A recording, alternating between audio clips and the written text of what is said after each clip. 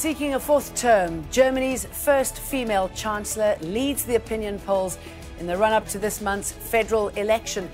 Will voters forgive Angela Merkel for some of her controversial policies? And how has her long-running leadership changed Germany and the EU? This is Inside Story.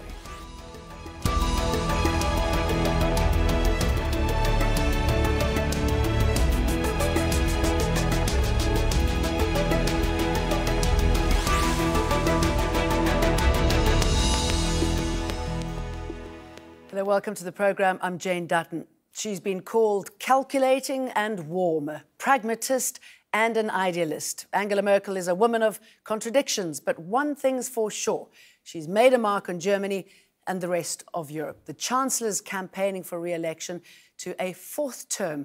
Voting is on September the 24th, and for what it's worth, opinion polls say she has a strong lead. But if we've learned anything over the past year, it's that anything can happen in elections. Germany's veteran leader faced her main opponent, Martin Schulz, in a TV debate last week. He leads the Social Democratic Party, which is expected to win second place in Parliament.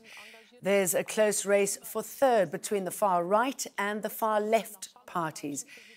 As Merkel said a month ago, that means there are no natural coalitions.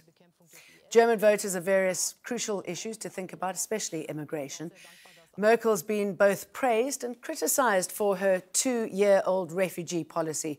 She's noticeably backtracked on the so-called open doors approach as the election draws near.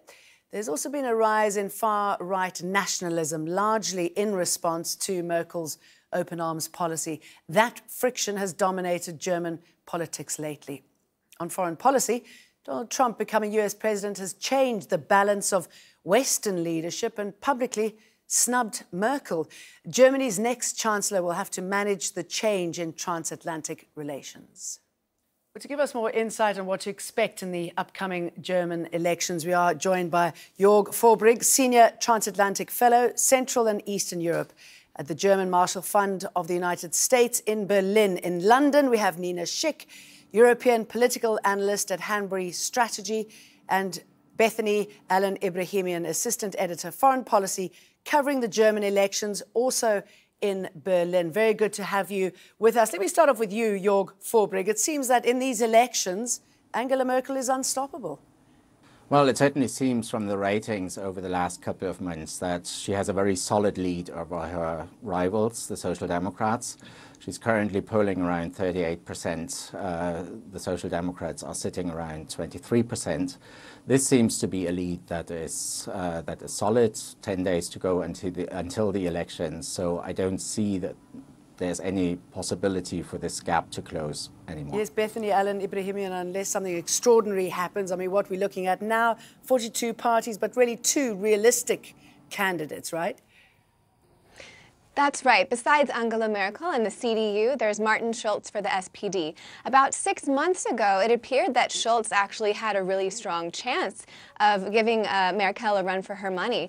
But in the last 6 months, the SPD's poll numbers have sunk, and it seems that really Schulz has no chance of catching up to Merkel. Yes, what do you think went wrong as far as Schulz and his party is concerned? Where did it go off track? Sure. There's about 2 things. The most important thing is that the SPD has been in a governing coalition with the CDU for the past several years. So Schulz really, in a way, is running as an incumbent, but a less important incumbent. So the SPD hasn't really been able to come up with a separate platform. They haven't been able to articulate what they have to offer that's different than what Merkel has already done so well. So Schulz, for example, in the debate last week with Merkel, he wasn't really able to criticize her platform or her policies in any kind of meaningful way. So the SPD doesn't have anything to offer voters. Additionally, in the past 6 months, they were very slow in coming up with any sort of platform at all. So Schulz has had very little to go on. Yes, there didn't seem to be anything too distinguishable, did there, Nina Schick, between the 2 parties in that debate? And I guess for many Germans, it's looking to the person that you know.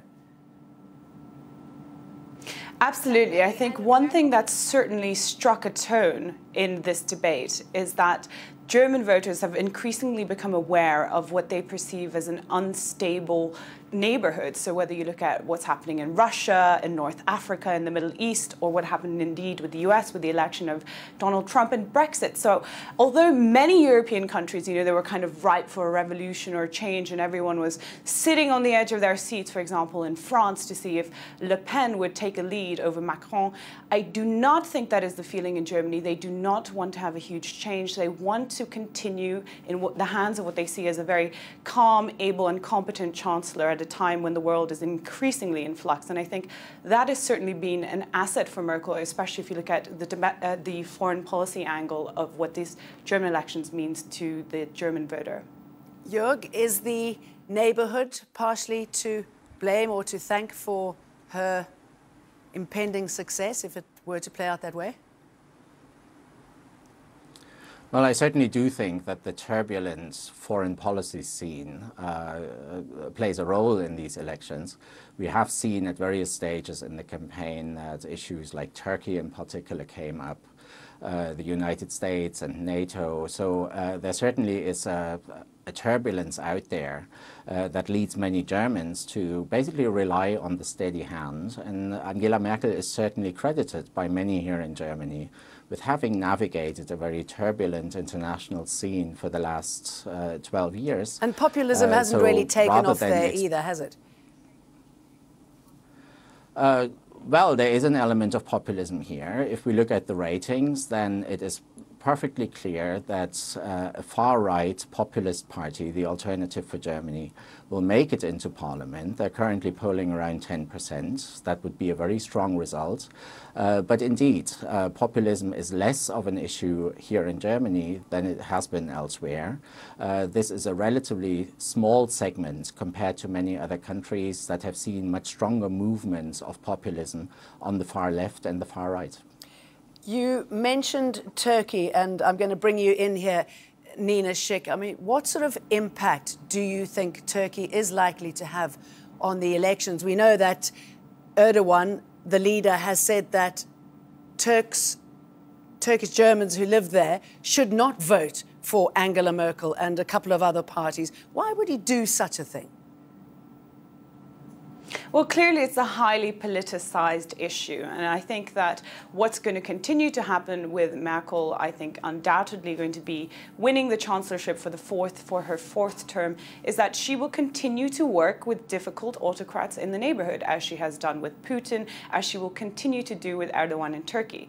And one of the main reasons for this is, of course, to do with the migration crisis, which was a huge, huge issue in Germany, especially in 2015, when Angela Merkel really had the biggest wobble of her chancellorship thus far. She saw her ratings really plummet, and a lot of commentators, particularly Anglo-Saxon commentators, by the way, were saying that this would be the demise of her career. Now, that has proven not to be the case, and Angela Merkel has gotten a hold of that situation again. But this has a lot to do with these kind of deals that they're striking with Erdogan in Turkey, and also, of course, increasingly trying to do under the remit of the EU with North African and African countries. So whilst the rhetoric, on one hand, is going to continue to be contentious, if you look at what's happening with the rule of law in Turkey, and Germany and the EU can always say that this does not fit in, their ideal version of what Turkey should be, there'll be a real politique understanding that those doors cannot be closed, and even though Erdogan is difficult, they will continue to have diplomatic dialogue with him. Bettany, what do you think Erdogan is up to when he made that call? I think that he's trying to get what he can for Turkey. He sees that Merkel and Schulz and and others are thinking of they want to suspend the EU accession talks with Turkey. They're pushing back against what Erdogan has done since the attempted military coup last year. They've criticized his sweeping crackdown on human rights. He doesn't want that. He wants to make the decisions for Turkey himself. He doesn't want Turkey to come under pressure, and he will do anything that he can to try to make that possible. If that involves, trying to sway, if that involves trying to sway the votes of the approximately 1 million Turkish Germans in Germany who have the right to vote in the German elections, then that's what he'll try to do. That's the question, Jörg. Will they listen? Would they be inclined to listen? Because there was quite a surprising turnout in support of the referendum that he called. I think it took a lot of the observers by surprise how many living in Germany were all for that. Well, I certainly think that there will be Turks in this country that heed that call.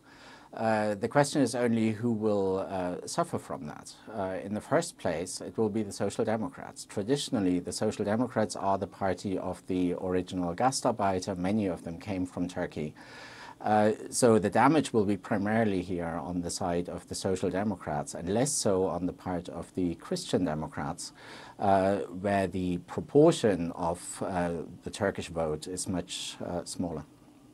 Bettany, if they do listen, it doesn't say much about how integration is going in Germany, though, does it? It's possible. There's different ideas about this. So, 63%, as they were saying, of the Turkish in Germany who were eligible to vote for the referendum in Turkey, 63% voted yes. Some experts have said that that indicates that Turkish Germans have not fully adopted democratic values. They don't value limited government, representative government. Others say no, that Turkish Germans have two separate identities. They can vote democratically in Germany and support different policies in Turkey, but it's unclear exactly how they will vote on September 24th. But if they do, SPD certainly will take a hit there if they listen to Erdogan. Nina, and I'm just wondering where this leaves Angela Merkel. She's already said that there are no natural coalitions for her to choose from.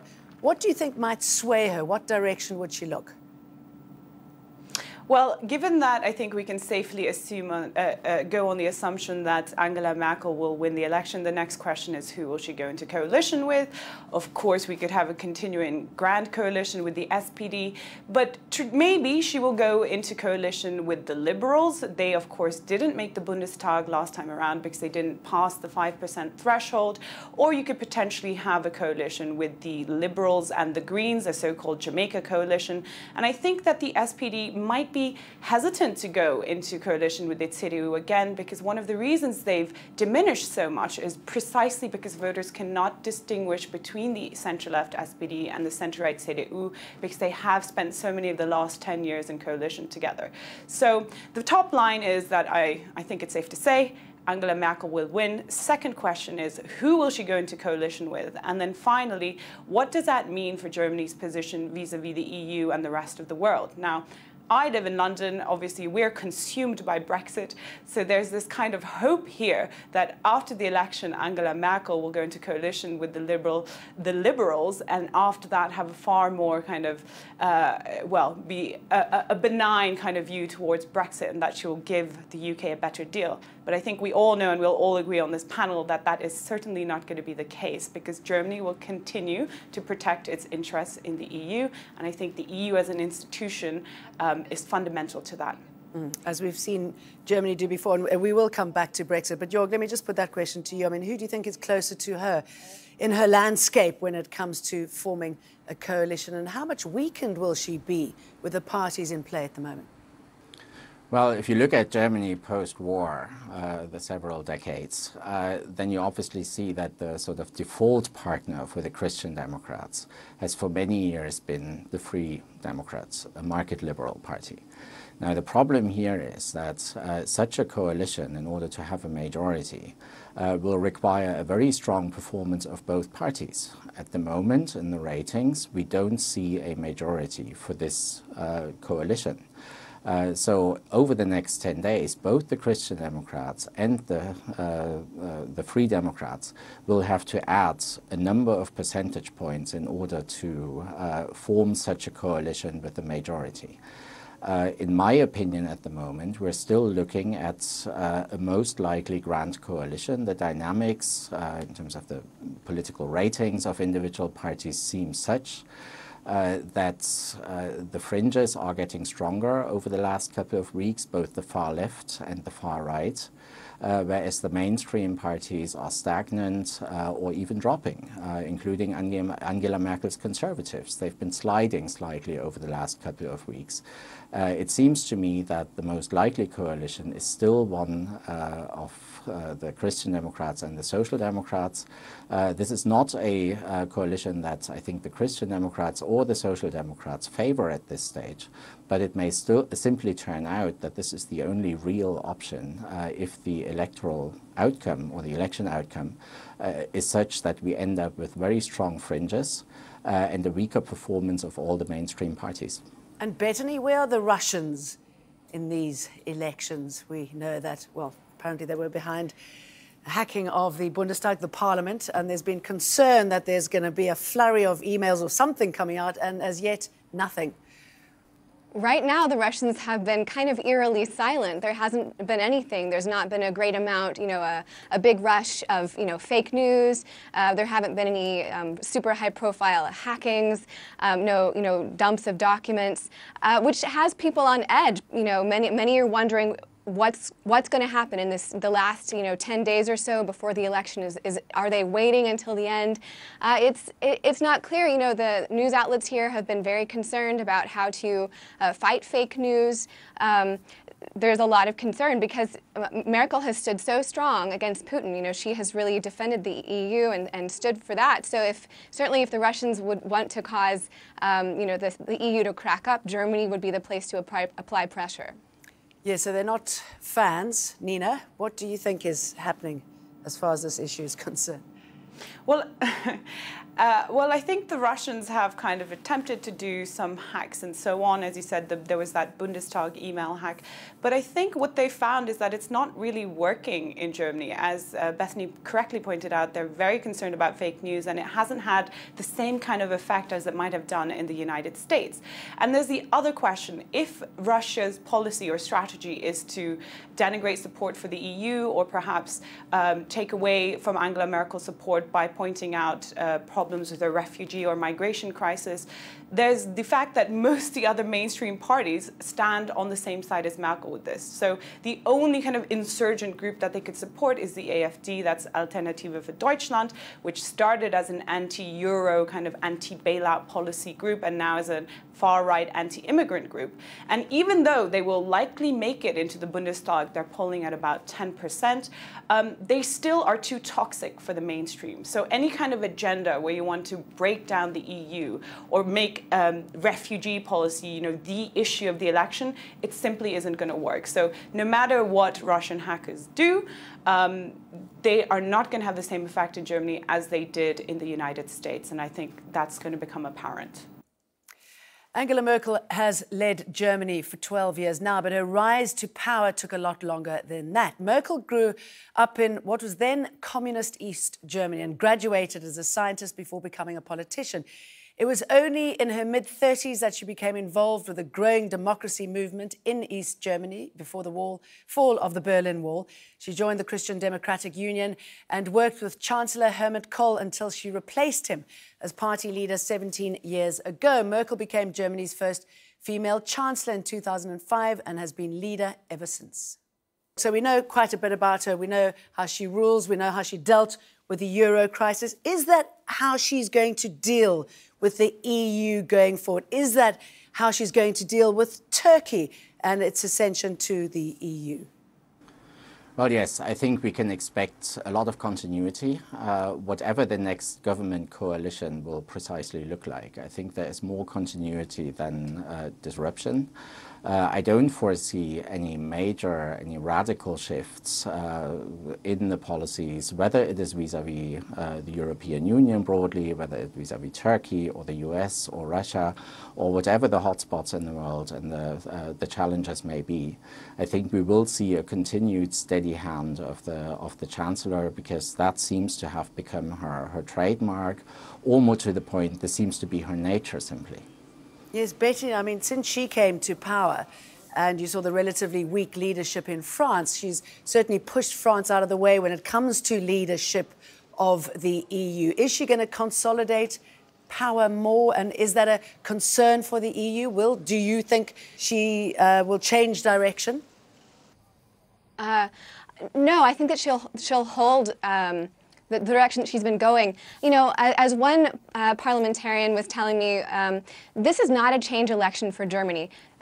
People are concerned about, the the wholeness of the EU, the security, with Brexit and with the still strong far right in France, what a lot of Germans, not all Germans, but what a lot of Germans are looking for is strong, stable leadership. And Merkel in the past has given that over and over and over again. So I think if we're looking at what she's going to continue to do if she is selected to be chancellor once again, is she will continue to do what she's been so good at, which is to take opposition policies and co-opt them for herself, to continue to give a strong hand for the EU, and to make no sudden drastic changes that could destabilize the country or the EU in general. And Nina, will we see greater fiscal integration, do you think? And is that important now for the Eurozone? Of course, that is, of course, the perennial question, and we see Angela Merkel's counterpart in France, Emmanuel Macron, pushing hard for more fiscal integration, but the fundamental rules of the Eurozone game do not change.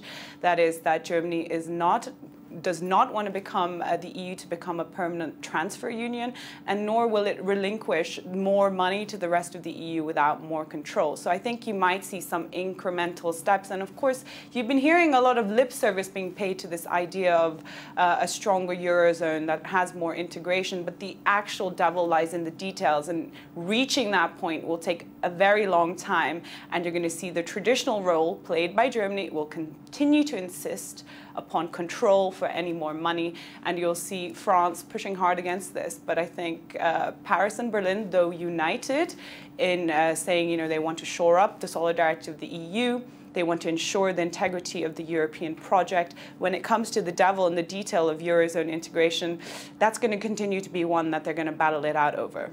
Yeah, that's key, isn't it, Jorg? Yeah, absolutely. I think to some extent this will obviously depend also on the coalition that emerges from the election. I think it will be easier for Germany, or it will be more likely for Germany to pursue a relatively hard line on issues like Eurozone integration if there is a coalition with the Liberals, with the Free Democrats. Because they have already voiced some very clear positions on exactly that issue. On the other hand, if there's a grand coalition, then there may be a softer line when it comes to Eurozone integration. So here again, I think this is an issue that, interestingly enough, is also not really being discussed. The Eurozone, the European Union broadly, are basically absent from this debate. And I think we will see a heated debate only after election day and when it comes to forming a coalition, because the colors of the coalition will determine quite some of the course that Germany is going to take on these European issues. Bethany, how do you think that's going to play out, and how important, considering all the issues and elements that we've discussed, are these elections at this time now for Germany and particularly the EU? I think it comes at a really key time. It's interesting that, by matter of chance, really, that these elections have fallen about a year, a little less than a year, after the major populist upsets in the United States and in Brexit. And that's given Germans quite a number of months to consider the future of the West. There's been a lot of, hand-wringing from America to Britain, to Germany about, will the EU stay stable? Will even the liberal Western world order hold? And I think a lot of Germans, it's the Trump effect. Look at what's happened in the United States and look at what's happened in Britain. Germans have a sense that we have to keep things stable. We have to keep things strong. That's why, for many Germans, this is not a change election, even though German politics seems boring, even though it seems a bit stagnant. It's not perfect, but people know that right now this is a critical time for Germany. It's a critical time for leadership of the EU, and it's a critical time for leadership of democracy in the world. Germans understand that. So these elections are really important. Fortunately, it seems like things are going in a predictable and at a steady direction, and we'll watch and see on September 24th. As you say, we shall watch and see. Bethany Allen Ibrahimian, thank you very much. Jorg Vorbrig and Nina Schick as well. Thank you. And as always, thanks for watching. You can see the program again anytime. You can visit our website, aljazeera.com. If you want to talk about this more, see more discussion, you can always go to our Facebook page. It's facebook.com/AJ Inside Story. You can also join the conversation on Twitter. Our handle is @AJ Inside Story. For me, Jane Dutton, and the rest of the team, bye-bye for now.